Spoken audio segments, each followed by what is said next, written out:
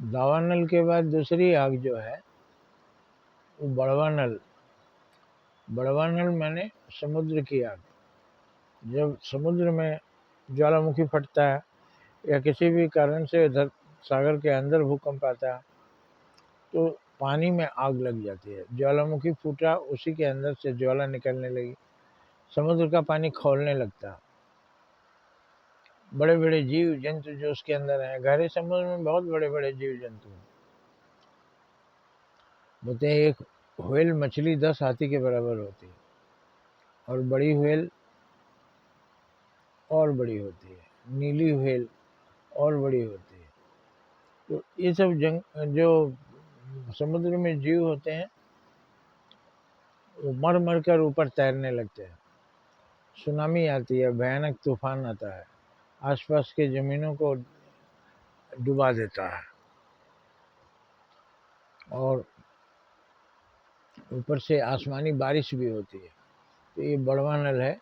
इसको इसके आगे सब लाचार, सब लोग हाथ जोड़कर गॉड से, भगवान से प्रार्थना करते हैं, और फिर वो अपने आप शांत होती है।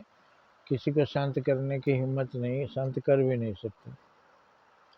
समुद्र के अंदर कुछ भी नहीं कर सकते। ये बड़वानल।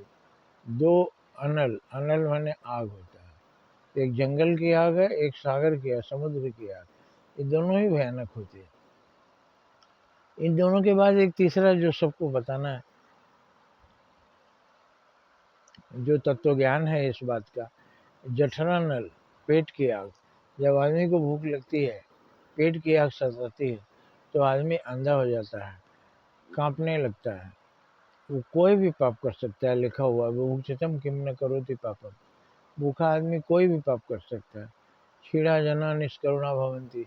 जो क्षीण मनुष्य होते हैं, भूख प्यास से व्याकुल, दुखों से व्याकुल, वो कोई भी पाप कर सकते हैं। इसलिए कहा गया है जैसे ही कोई भूखा मिले उसको पहले कुछ खिलाइए, वो बेकाबू ना होने पाए। भूख से मरने से पहले वो आदमी बेकाबू हो जाता है। तो ये जो दावानल है वो पेट की आग। ये सब दावानल और बड़वानल समुद्र की आग और जंगल की आग से भी भयानक होती है। हमें ये पेट की आग के भी तकलीफ को समझनी चाहिए। पेट के आग का भी सुनामी, जान लीजिए जैसे सुनामी आती है वैसे पेट की आग से पेट में सुनामी आती है, सब कुछ जलकर खाक हो जाता है। इसलिए बुद्धि विवेक सब नष्ट हो जाता है। इसीलिए कहा गया है कि भूखे आदमी को पहले भोजन कराइए, जिससे वो कुछ अनर्थ ना होने पाए। जय हिंद, जय भारत।